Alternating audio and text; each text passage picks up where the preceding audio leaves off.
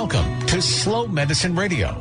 Our host is integrative medicine Dr. Michael Finkelstein. Michael offers medical advice from a holistic paradigm, including both medical and metaphysical philosophies from the full spectrum of human experience. Slow Medicine Radio offers fresh ideas on how to attain a state of wellness that seems distant given the limitations of today's medical paradigm. It introduces you to thought leaders who connect the dots between theory and practice, examining health from a broad perspective with regards to medical diagnoses, conventional and alternative therapies, healthcare policy, and related topics that warrant further thought and discussion. Slow Medicine Radio does not prescribe to take this or do that.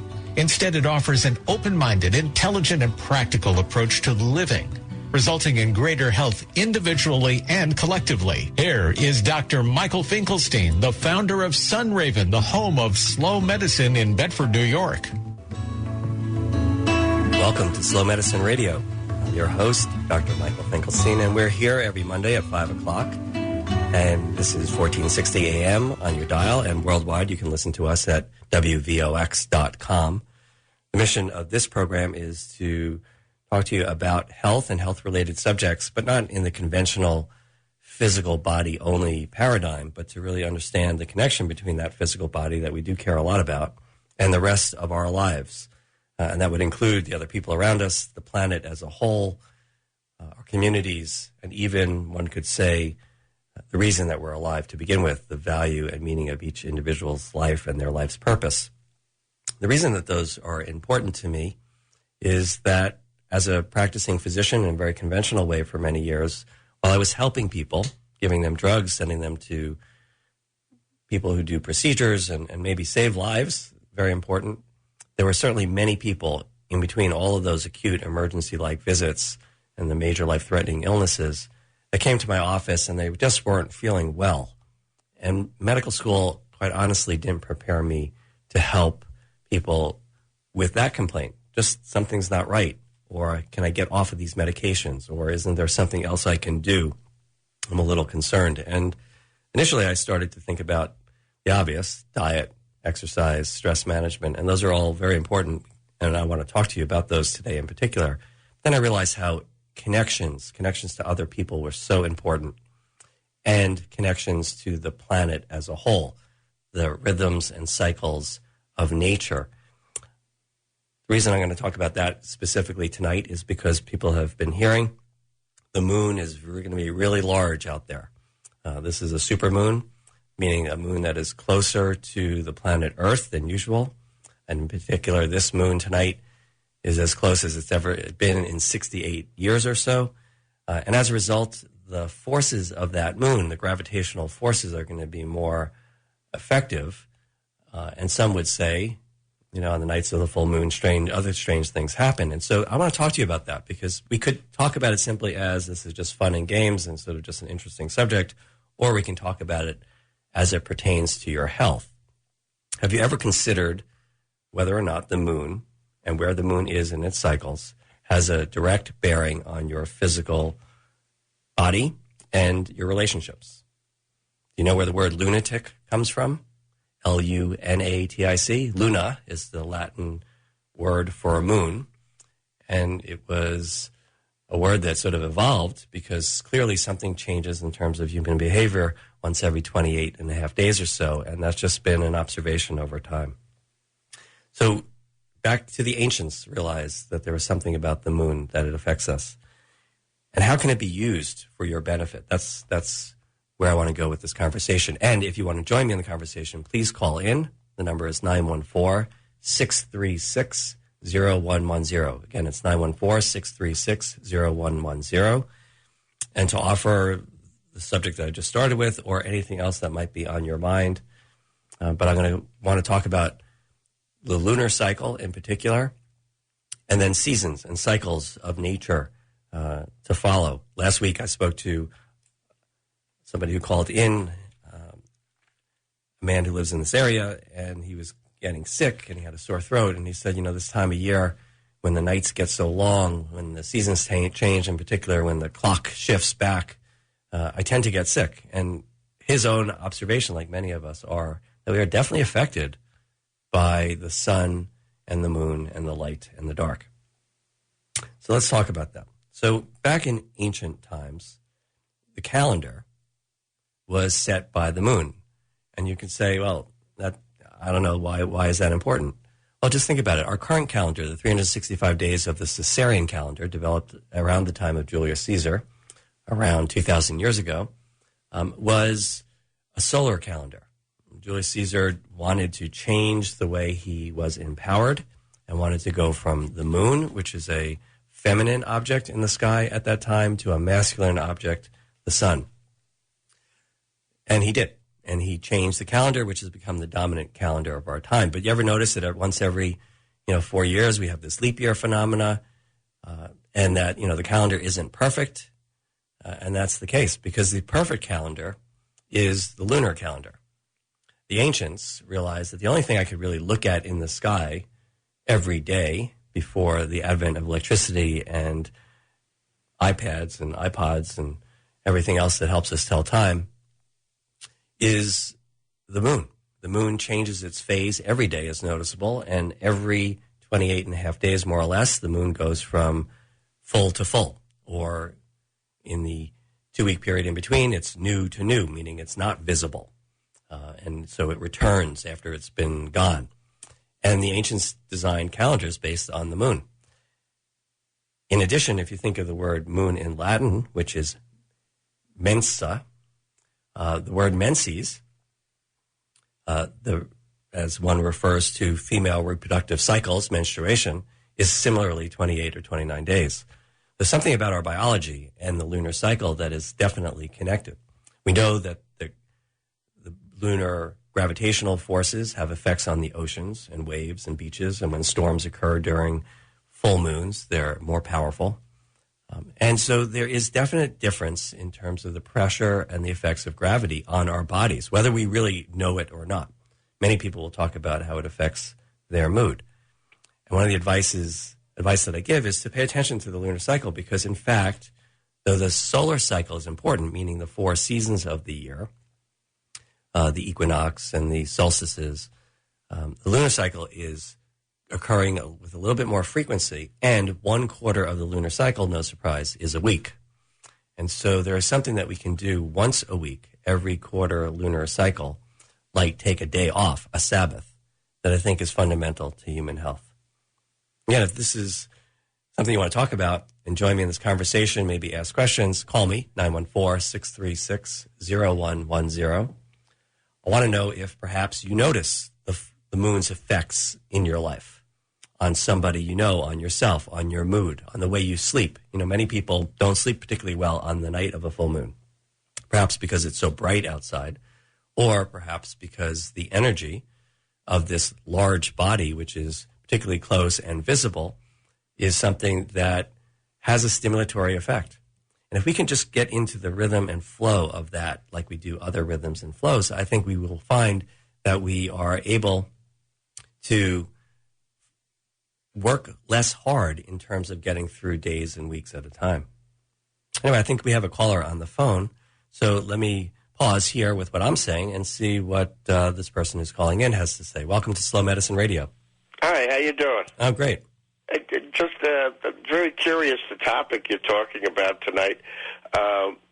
Many, many years ago, maybe like 40-some years ago, I worked in a child caring agency, a residential treatment center here in Westchester County.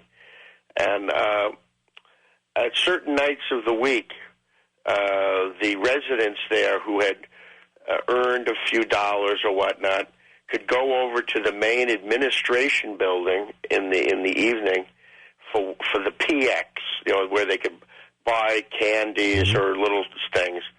And I was, at that time, way back when, I was working my way through New York University with this night job. I noticed that certain nights of the week when the kids were there in the basement of this big, huge, old, brick building, there'd be a lot of noise, running around, a lot of horseplay, a lot of activity. And I worked on the maintenance staff with this real old gentleman who had been there for years. And just one night I said to him, I can't remember his name, it's a shame. I think his name was Herb. I said, I said, Herb, I said, why is it some nights these kids just seem totally out of it, and other nights they seem fine? And he puts down his broom and he looks at me and he says, have you ever heard the word lunatic? And I looked at him. I said, what are you talking about? And he says, the moon cycle, it affects these kids. These were inner city kids who were placed in residential centers. You know, many of them had problems with the families, or they had emotional problems. But, you know, ever since he said that, I started looking. And, you know, I know it's completely anecdotal, but, you know, there was something to it. Well, when the moon was in a full cycle, it just seemed like there was a lot more disturbance on the campus, a lot more issues of kids getting into fights or acting up. And, I don't know if research backs up what I'm talking about, but just in my own experience, I've seen that.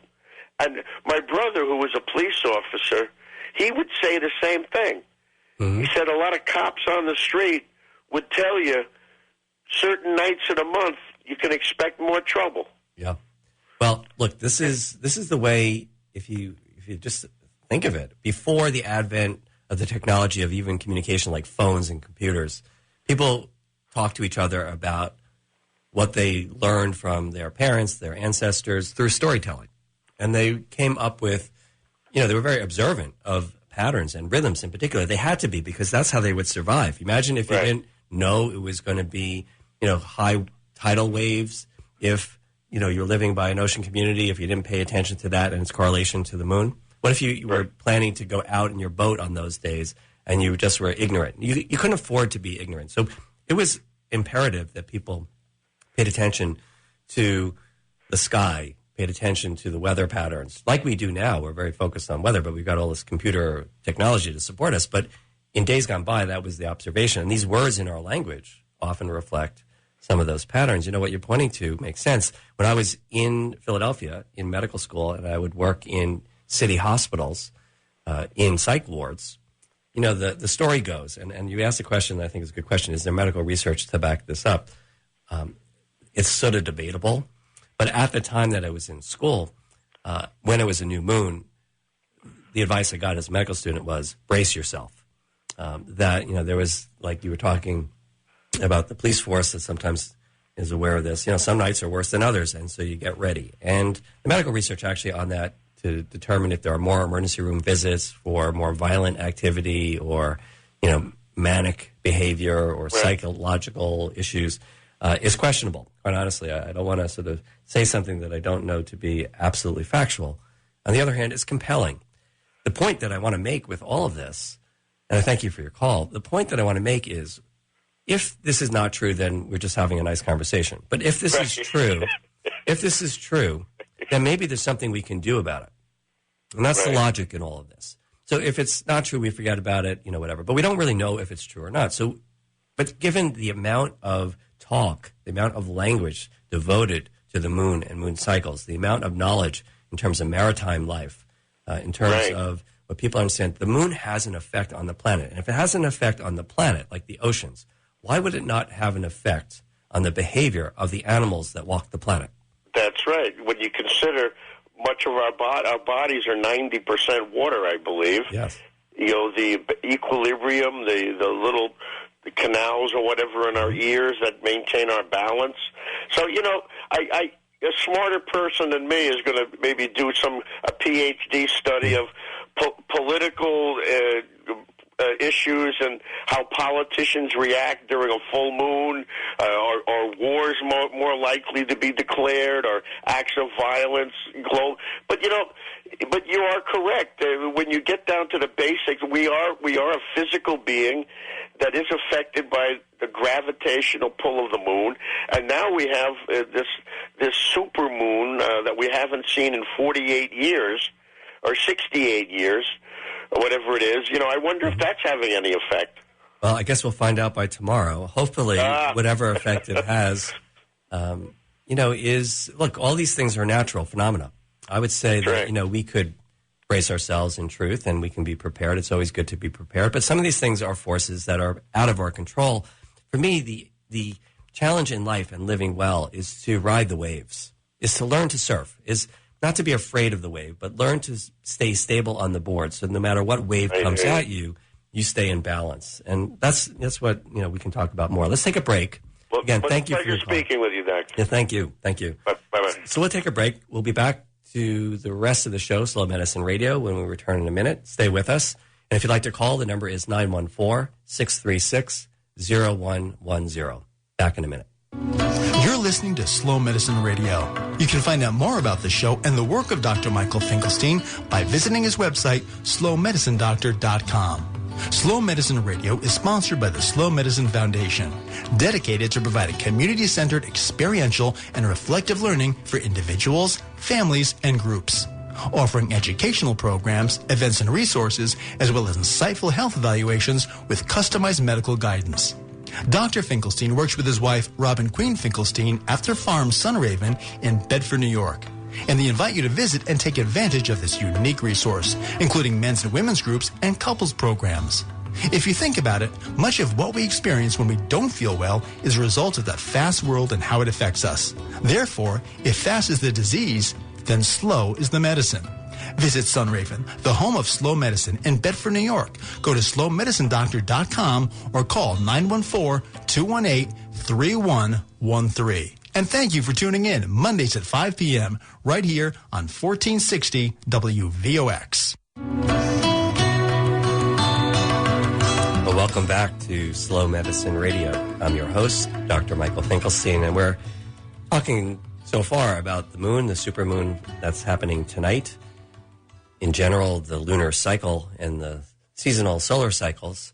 I want to return that conversation to how when we stay in rhythm of all these forces of nature around us, we do less work. We don't have to fight so hard just to push against the gravitational forces or the wind or swimming upstream like the proverbial salmon.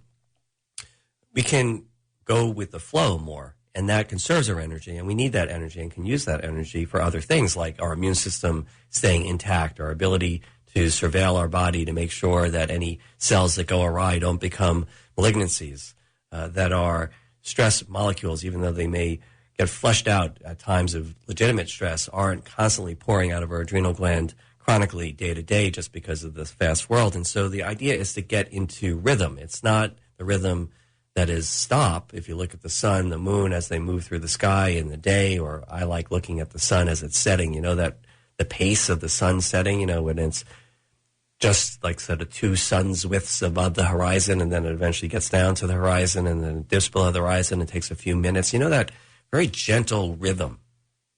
That's actually the dominant rhythm of the world. It's not what you're experiencing in traffic if you're driving right now, or when you're late for an appointment, or when you got to get your kids to school or wrap up your meeting. That rhythm of the planet, these giant forces, is much more gentle and soothing. And if we can rest in that rhythm, you know how it feels when you lie on a beach and you're listening to the ocean waves lap up against the shore. When you get into that rhythm, your body is entrained with something entirely different that is healthful. It actually helps reverse some of the chronic stress phenomena that contributes to many of the diseases we've talked about on this show. If you'd like to call me and talk more about this, the number is 914-636-0110. I want to get back to the tidbit that I threw out there about the Sabbath, meaning once every 7 days. That's what the word Sabbath comes from. It's not by itself a religious word. It's a statement of a periodicity of 1 out of 7. And that's 1/4 of a lunar cycle. And why is that important? It's not because that's our week and that's when, Mondays and Mondays are, and that's when, Friday, the weekends come, although that's very true. It's designed, as opposed to day 1 of the year, day 2 of the year, day 232 of the year, day 365 of the year. Instead of calling days by a number that gets you from 1 to 365, we have a repetition of every 7, with the idea that on Saturday, the day of 7, the 7th planet, Saturn, that you can essentially, I should say, correct myself, this the seventh celestial force, Saturn, to the ancients. It's not the seventh planet. You get into you do something different on that day. That was what the people who honored, and then maybe were earth-based, were honoring, which is the need every 7 days to just put down the shovel and to rest, to do a little less work, to reconnect with the earth, to reconnect with family, to reconnect with our inner life, so that we could be properly restored to go back and work hard the other 6 days of the week. And for most of us in this world today, this fast, rush world, maybe some people do manage to go to church every 7 days, and that's, I think, to be complimented, and that's wonderful. But how many people really take that day and divide it, make it rather distinct in all other aspects, so that they're truly in a, let's say, more spiritual state for that day, that their focus, instead of the work in the outer world, instead of building, instead of manufacturing, instead of shopping and acquiring, that they're just sitting, they're letting go, they're relaxing. That is the prototypical Sabbath, whether you're praying or not. I would think most people who spend a full 24 hours in that sort of quiet place are likely to be somehow connecting to a divine presence, and probably offering thoughts and their hearts to find a way to more meaningfully connect that way. But this is so vital to health. So I said at the beginning of the show, when I was practicing medicine conventionally, I would have prescriptions to write for you when you were feeling stressed. I could write, anxiolytic drugs. Valium is the typical drug. Or if you're in pain, I can give you a pain medication. And if something is wrong with your stomach, I can send you to a stomach specialist. But what I learned, though that occasionally all those things were useful, is that people returned. They didn't necessarily entirely get better. Maybe medications alleviated some symptoms, but they were still dealing with a lot of the core issues. And that when I went back to school to study integrative and holistic medicine, what I learned was that the common denominator for most of those ailments is the stress and how it affects us. We can't really want to live realistically in a world without stress. I mean, that's not going to happen. So I'm not saying, avoid all stress, but how do you respond to stress when it occurs?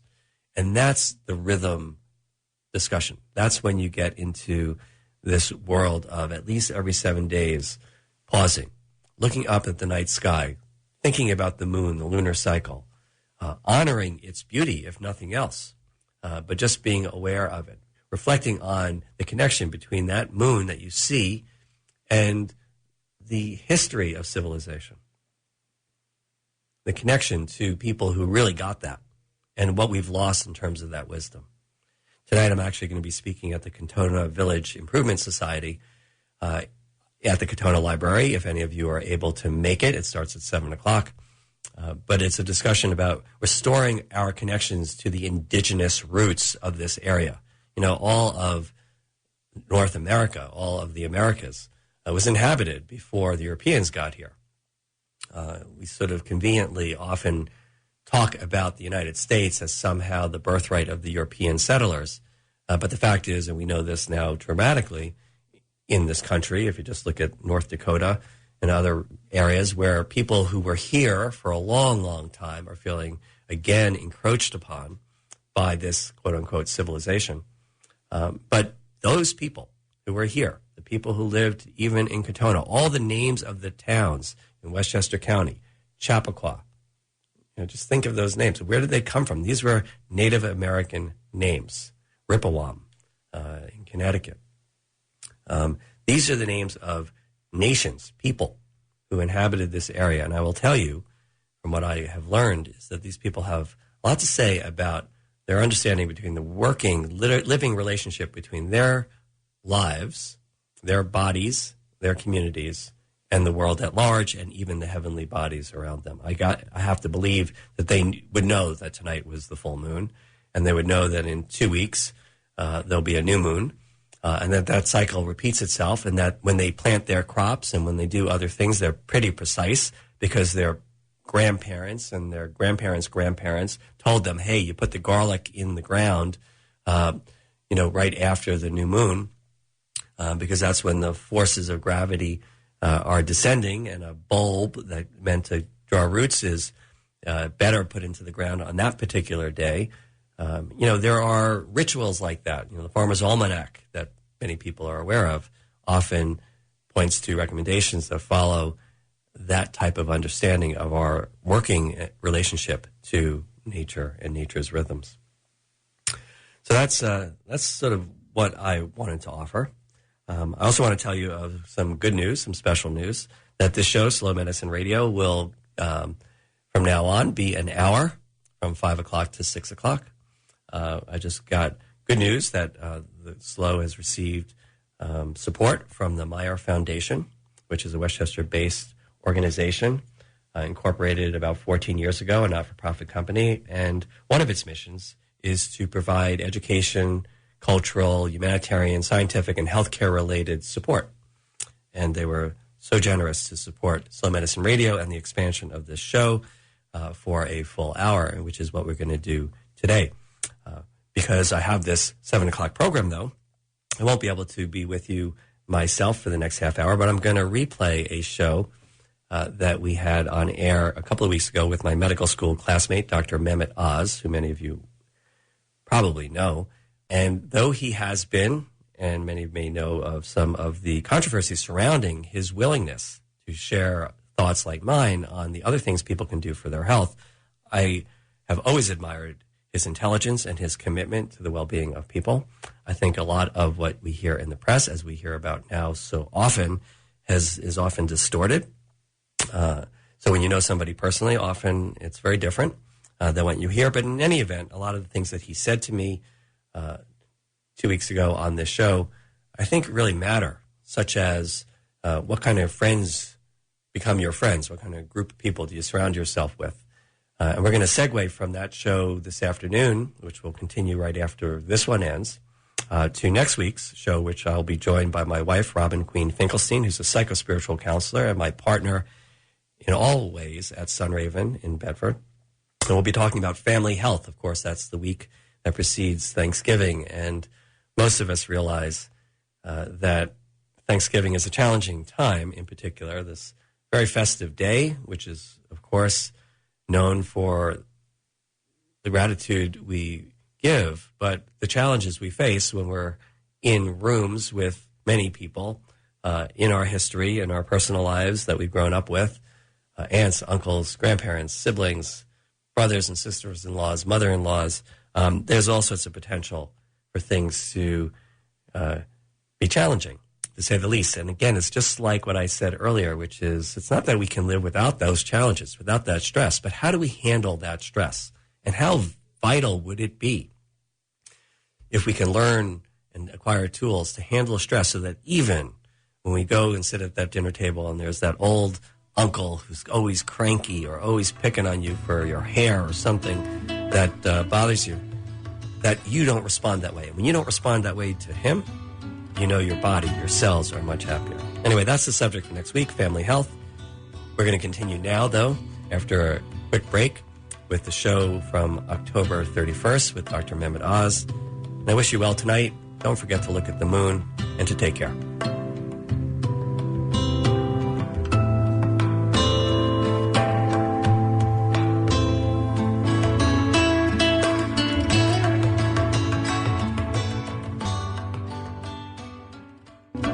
Listening to Slow Medicine Radio. You can find out more about the show and the work of Dr. Michael Finkelstein by visiting his website, slowmedicinedoctor.com. Slow Medicine Radio is sponsored by the Slow Medicine Foundation, dedicated to providing community-centered, experiential, and reflective learning for individuals, families, and groups, offering educational programs, events, and resources, as well as insightful health evaluations with customized medical guidance. Dr. Finkelstein works with his wife, Robin Queen Finkelstein, at their farm, Sunraven, in Bedford, New York. And they invite you to visit and take advantage of this unique resource, including men's and women's groups and couples programs. If you think about it, much of what we experience when we don't feel well is a result of the fast world and how it affects us. Therefore, if fast is the disease, then slow is the medicine. Visit Sunraven, the home of slow medicine in Bedford, New York. Go to slowmedicinedoctor.com or call 914-218-3000. 3113. And thank you for tuning in Mondays at 5 p.m. right here on 1460 WVOX. Welcome to Slow Medicine Radio. I'm your host, Dr. Michael Finkelstein, and we're here every Monday at 5 o'clock, 1460 on your AM dial and worldwide at WVOX.com. And the point of this program really is to share with you the conversation that I hear all the time around tables, dinner tables, train stations, airplanes, people talking about their health, talking about questions about their health, and often having some difficulty wading through all the information that's out there about ways to take care of themselves. One of the other things that I'd mention is when I went to medical school, started 34 years ago, 1982, medicine was very different. I would say the 34 years that preceded that, medicine was more predictable, like most of the world. I mean, there was a certain formula in terms of how doctors were practicing and how they were educated to practice. And the classic doctor at that time was maybe not exactly making house calls, but certainly knew about you pretty personally because of all the time that they spent. And the evolution of medicine in this period of time where people spend less and less time with physicians has limited the opportunity for people to speak to their doctors, not only about what the doctor is prescribing, but other questions relating to health and healing. And so this has become somewhat a dilemma. And as a result, it's forced people to find out much of this information on their own. And the question is, who do you go to? Well, I'm pleased to announce that today my guest is Dr. Mehmet Oz, who probably doesn't need much of an introduction for most of you. But suffice it to say that he's one of the region's most well-known and respected cardiothoracic surgeons. He's the host of the Dr. Oz Show, radio talk show host himself, a journalist and blogger, and author of many books. My personal favorite is Healing from the Heart. I think was his first almost 20 years ago. And Dr. Oz and I first met, as I alluded, when I started medical school 34 years ago. So did he. We were in the same class. And over this 34 years, we know that there's been a lot of changes in the practice of medicine and healthcare delivery in its entirety. In addition to his career as a physician, then, he is, in my mind, one of the leading voices in a movement which is helping people address their own health and exploring ways in which they can take better care of themselves. And that, I think, we have a lot in common. So I'm particularly encouraged. And so many people are asking questions now, and I recognize the courage it took Dr. Oz to publicly express himself and to share those questions, because he's taken a lot of heat for some of that work. So thus, it's a really special privilege for me to welcome my old friend Dr. Oz to the show, Slow Medicine. Dr. Oz, welcome. Thank you for having me, and I can probably tell more stories about you than you can of me, but it's been a long time since med school, and I'm honored to call you a friend that entire time. Yeah, well, it's so interesting. I think when we reconnected after we both took our route back away from, let's say, the most conventional and of the practices, but to explore other ways that people were getting well. And you were doing some work in the operating room with healers of varying forms and really just studying, doing research on what made a difference, which I really was very impressed by, because I also learned in my practice and as the medical director of a hospital that there was something beyond medicine that people were asking about. And for us as physicians, it was really rather important that we sort of started to address those. So I have a couple of questions for you. I know your time is limited. We really appreciate it. But given what has transpired over all this time here, I wanted to know your thoughts and, of course, your experience on all of this. How do people decipher the information that's out there, some of which we know might be credible, of course, but others is confusing, conflicting, and this is a question I get all the time. So what's your take on that? Well, a couple ideas that seem to work for me. One is triangulate the information, see if there's two or more credible sources who seem to agree on something, and that provides at least a little extra credibility that there's some legitimacy there. It's always great to have papers published in top medical journals, and you can search for that by looking under the names of some of these journals and seeing if anything's been published, or just type in, academic papers or doctor papers on a topic. And then if there's actually published material, most of the stuff actually is understandable. There's an introduction that to each paper that tells you enough about the background you can figure it out. And worst comes worst, the names of the people who are in those articles, call them, because they certainly are comfortable speaking about it. They wrote a paper on the topic. And those approaches get you closer to the truth. There can still be errors, but then they're system problems. You know, all of us think that's the way the world works, and we might all be wrong, but that's a less likely scenario than one person trying to hype some product at you. And that's probably, if I can give you the last bit of a warning over the web, if something sounds too good to be true, it usually is. Mm-hmm. If people are selling you things, single solutions, sign here for $20, I'll bring you the Fountain of Youth. You can be pretty sure they'll get your credit card and know how to use it, but you might not get your money's worth. That's so true. And I think that part of what I have learned to do, we took that oath, first do no harm, is to help people take care of themselves, not necessarily even rely on products, not rely on even other practitioners, but what can you do at home that makes so much sense to me? So it starts maybe with how we feed ourselves and how we deal with stress and how we manage our lives, including our relationships, how we find work that's meaningful so that we're spending time doing something that feels creative and positive. But like I do, that a lot of people do that, and they're still really reaching for the quick fix. They're reaching for something because they're in pain of one form or another, whether it's physical or emotional, and we want to help them. We're sworn also to try to do what we can to help people. So they reach for things that are not in those journals, that are not published. And that's where I think there's this big open space that gets people, I think, a little bit tied up.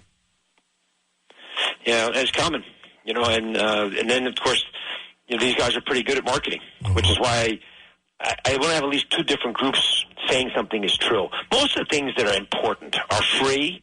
You control them, and your mom probably told you about them. Mm-hmm. There's some exceptions, but the most important things are there. On the edges, there's some other ideas that come about that you can take advantage of. But this is where the role of the doctor comes in, because the word doctor means from the Latin root doctor, a teacher. We're supposed to be able to educate you as the patient, and if we're not doing our job as teachers, or if you don't come to class prepared with questions and an open mind to hear about some ideas, it creates a barrier, a moat, where we can't exchange information well. And then you no longer think of your doctor as someone you can just ask a quick question of, because that's the best way, I think, to use doc. You pop by, you get your one problem, is this mole or lump important? They look at it, they say it's fine. And meanwhile, you've collected 4 or 5 questions, and you can poke answers at them. But I think that's going to change over the next 2 years or so, because the advent of telemedicine and digital connections between patients and doctors and systems like Share Care that can allow that to happen mean that instead of having to wait 3 months for your appointment, you just send a quick note off, hey, I just heard this, well, what do you think? And then there'll be a quick response.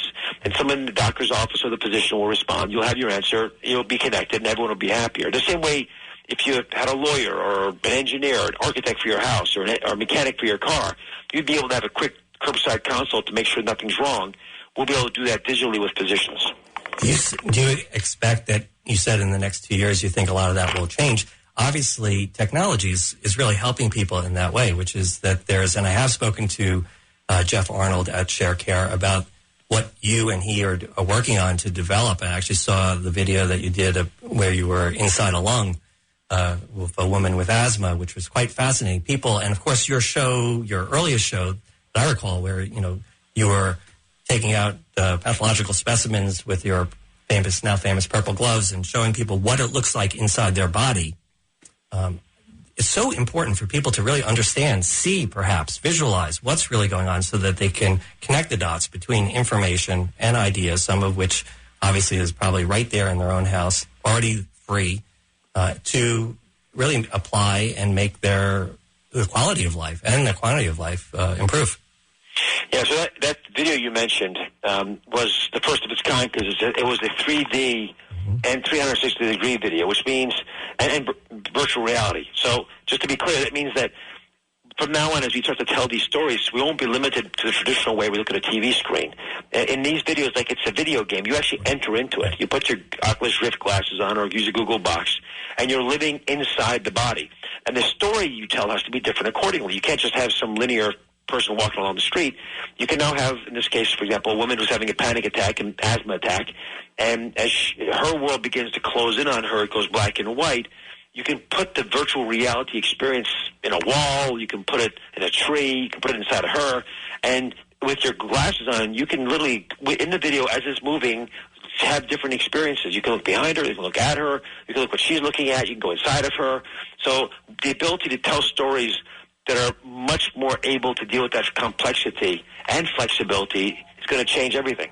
Yeah, when I saw that, I thought the intelligence went beyond just the words or the information. You know, some people learn differently. A lot of people are visual learners. And the words that we use, even if we simplify them so that they're bite-sized pieces and understandable for most people, still, it's complex thinking. There's a lot of details. There's many layers. But if you can see an image, I think people learn in a different way and get motivated, perhaps, to make those changes because they can see sometimes how things get out of hand if they don't really get to it early enough. In fact, what I think you shared on there was how she could take the deep breath, how she can relax, how she can get out of the sympathetic nervous system's fight or flight response that she was in into the parasympathetic, which I call the slow medicine of it all. And so I think that sort of thing, and I give you credit for that and all your work, is really remarkable. And I do appreciate your time today to speak with us. Any last question I have, if you have a question, is what would you like to see change in medicine? Like, you know, beyond what you anticipate will happen, what would you really like to see change, whether it's the way physicians respond to questions, whether it's the medical education system, whether it's how people are educated about taking care of themselves? What? The biggest opportunity, I think, we are now in a time in our history where it's possible, is for preventive approaches to take dominance. We're in a healthcare system that is really hard to imagine making affordable unless we start to reduce the risk factors for disease. So much of illness is caused by either things to do to ourselves or that society does to us. Where there's toxins in the environment, ranging from water to air to the food you eat to the individual decisions you make with food choices. We made it easy to make the wrong ones, but you're out there, on Halloween night chomping down a couple thousand calories of candy, only to have the same thing repeat tomorrow night because you got leftover candy. And if we can find a way of instilling in people the confidence that they can control their destiny and be the world expert on their body, that would be the biggest shift. And I think it's happening now because we have the ability to customize and personalize to you. I can look right at a person and say, you're the kind of person who's going to get X, Y, and Z problems. And if you want to lose weight, do diet A, not diet B, C, or D, or E. Just do diet A, but here are the little modifications on it. If you want to avoid cancer, do this thing. If you want to make sure your blood pressure is in the right spot, which that's number one age or evolve, do this thing. And then I can tell you what important things to focus on and what are the areas where, you know what, if you have 2 beers versus 1, it probably won't make that much of a difference. So you can relax about things that don't matter. Mm-hmm. Well, that's the way to do it, is to really get through life. And also not forget about the quality. I find when people get too neurotic about these things, they wind up feeling deprived, and then they're not even feeling good. So maybe they live 2 years longer, but they have this deprivation state and a little sadness and a little isolation or something else. I don't think we need to throw out the baby with the bathwater. So, well, I was doing interviews this week, and people kept saying, what do you do for Halloween? What do you hand out? And I said, I give them itty-bitty little balls of yogurt. Of course, everyone's horrified, and that's not what I do. I get a little candy. And the serious response is that if you're having a good time with your friends, that's healthier than any meal choice you're making. Exactly. You just got to build a friendship group that naturally resonates to healthier options. And they're not supposed to be boring or tedious. They're supposed to be fun and pleasurable because it feels good while you're doing it and after you're doing it, and that's doable. Yeah. I often say, what's on your plate is important, but what's on your mind at the time that you eat what's on your plate is equally important. And so this is how we just connect the dots and we combine common sense and wisdom and knowledge and information and help people really take better care of themselves. And then we're all in a happier place, and maybe some of our more global issues will start also moving in the right direction. I certainly pray for that. I think we all do. Yeah. So, well, Dr. Oz, thank you so much for joining us today. I hope you have a great week ahead, and I look forward to seeing you soon. Take care. Bye, Michael. Bye-bye. Well, so those are some important words, I think, from somebody who is a professional wordsmith about the subject of health and healing. And, it's maybe a good time to take a moment to pause and take a break. Maybe think about what you just heard. Think about perhaps what's in your own house right now that could support your own health, what kind of simple changes you can make. I like the idea of identifying a friend group where the healthy changes will be easier to make because you're going to do that together. That's a thought. Perhaps something good to do at this time instead of a holiday, but as we enter the holiday season in the next 2 months. Anyway, we'll take a break and we'll be back for Slow Medicine Radio. Stay with us. You're listening to Slow Medicine Radio. You can find out more about the show and the work of Dr. Michael Finkelstein by visiting his website, slowmedicinedoctor.com. Slow Medicine Radio is sponsored by the Slow Medicine Foundation, dedicated to providing community-centered, experiential, and reflective learning for individuals, families, and groups, offering educational programs, events, and resources, as well as insightful health evaluations with customized medical guidance. Dr. Finkelstein works with his wife, Robin Queen Finkelstein, at their farm, Sunraven, in Bedford, New York. And they invite you to visit and take advantage of this unique resource, including men's and women's groups and couples programs. If you think about it, much of what we experience when we don't feel well is a result of the fast world and how it affects us. Therefore, if fast is the disease, then slow is the medicine. Visit Sunraven, the home of slow medicine in Bedford, New York. Go to slowmedicinedoctor.com or call 914-218-3113. And thank you for tuning in Mondays at 5 p.m. right here on 1460 WVOX. Welcome back to Slow Medicine Radio. I realized before the break that I didn't give you the phone number to call in if you'd like, and that's 914-636-0110. Again, it's 914-636-0110. We have about 10 minutes left in today's show, so pick up the phone if you have any thoughts or reflections on what you heard in my conversation with Dr. Oz. I can tell you a couple of things that I was thinking about while we're talking about it, and this reflects back a little bit on the show from last week when we talked about diet and supplements. And the caller that week asked a question about vitamin D3, and there are other supplements, multivitamins, and other things that we had discussed. But the emphasis, I think, in that conversation, and the one reflecting on today's, is what you put in your body. From the most basic thing, the food that you put in your body is going to really make a big difference. It may be the single most important measure that you can do. Now, quickly, I want to add, that's maybe the most difficult thing to change. People, for the most part, know that what they put in their body will make a difference, that if they eat too much fatty food, processed foods, foods with artificial ingredients, foods that are toxic because of how they're grown and what they're sprayed with, most people are clearly these days aware that less of those are better, and more whole foods, more vegetables, more local foods, more seasonal foods. That's what we talked about last week. Yet, it's one of the most difficult things to really change. You look at a day like today, Halloween, where, from the time we were children, raised, at least in this country, we're used to getting bags of candy on this particular day, and maybe our mother portions out how much we can have at any given time, but the sweet stuff is coming. And this is a time of year with the holidays in just a few weeks where food is really the focal point. And a lot of foods are really the tasty ones, of course, those with maybe more fat and sugar, and special foods. Now, I like the idea of what Dr. Oz said, which is, if you're sitting around with people you love and you're having a great time, then really nothing could be better for your health than that.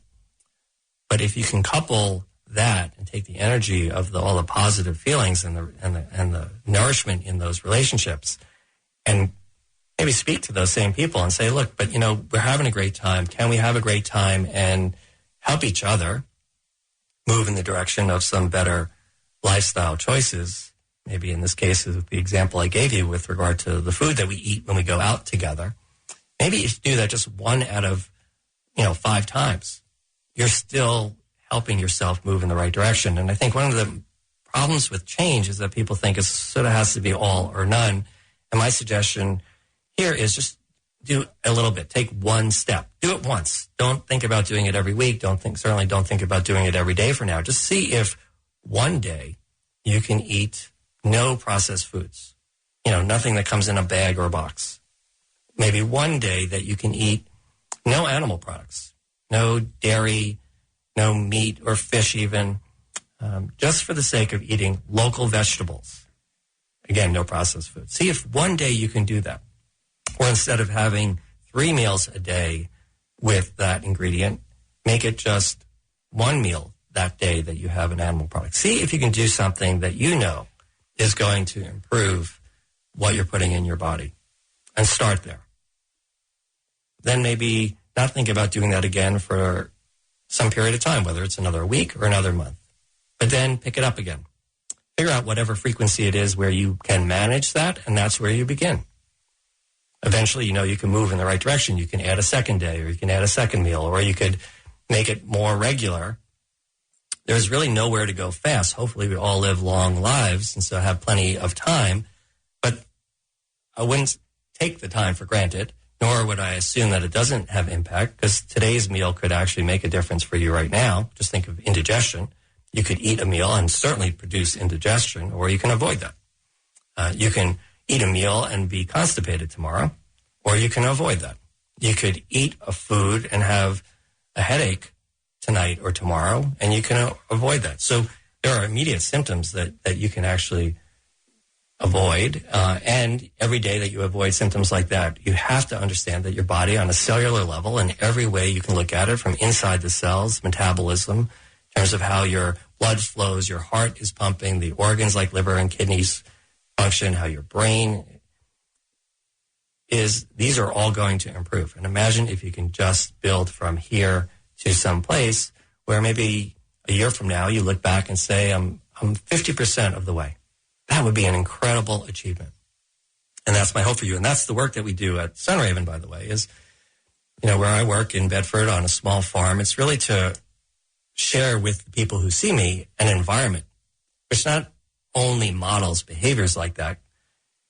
And we're careful, by the way, we're not perfect. So we allow ourselves a number of things that look normal so that we're not really just putting ourselves out there as being almost unachievable. But we want to bring people to an environment that feels so good, where the foods that maybe you're not as familiar with, like the vegetables, are prepared in such a way that they're really tempting, and that you're around other people, this group of people there's resonance in supporting your pursuit of health is easier, that there's fun associated with it, there's beauty associated with it, there's other nice people, and all of this comes together to produce what I have imaged as the slow medicine wheel of health, which are 7 spokes, which includes the body, of course, and the mind, and our relationships, and nature, and what we do in our lives. So you can join us, actually, at Sunraven for some upcoming events, particularly in December, around the holidays. On December 18th, we're going to have another open house and a slow medicine cafe. We're going to serve some farm fresh food, have a great environment, some music, have our friends there who do other forms of work that are interesting, and maybe sell some simple products like honey and teas from the Sunraven gardens for the holidays. So that's December 18th, and you can find that on the website, slowmedicine.org. And I'm going to be around in the Westchester area giving a couple of talks that I want to share with you. On December 5th, Quest Yoga in Mount Kisco. On December 11th, Radiate Yoga in Pelham. And on December 20th at Gilda's Club in White Plains. And all that information is on the website for Slow Medicine. We have a couple of minutes. If you want to call in, you can shoot a question, 914-636-0110. Otherwise, let me take you to another thought. This time on the subject of supplements, which we talked about last week.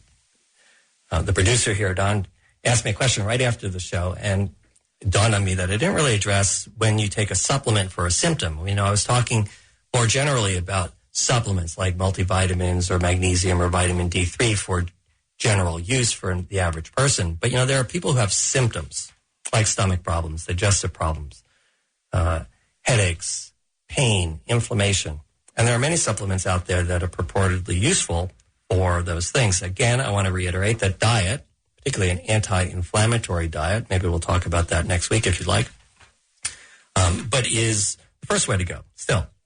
But occasionally when you have a symptom, that's not an unreasonable time to try a supplement, one that maybe you can research by first maybe speaking to your doctor or other healthcare provider, or going on the internet, as Dr. Oz said, being careful, trying to triangulate maybe a couple of sources so that you can validate what you're finding. And again, if it's too good to be true, it probably isn't. But maybe there's a supplement out there that might help you with a symptom. And when you have a symptom, the easy thing about that is if the symptom goes away shortly after you begin a supplement, then you have some clear evidence, at least your own, that it may be contributing to you feeling better. And so that's when I feel like a supplement for a specific symptom can be very useful. The caveat there is it's not something necessarily you want to continue indefinitely. So maybe after a few weeks or a month, you stop using the supplement and seeing if that symptom recurs or not. Because I hate to see when people walk into my office with bags and bags of supplements, some of which they started decades ago, and they just never stop because they have assumed that they might still need them. Not always the case. Anyway, those are my thoughts for today. Again, I want to thank Dr. Oz for joining me as my guest. I want to thank you for listening.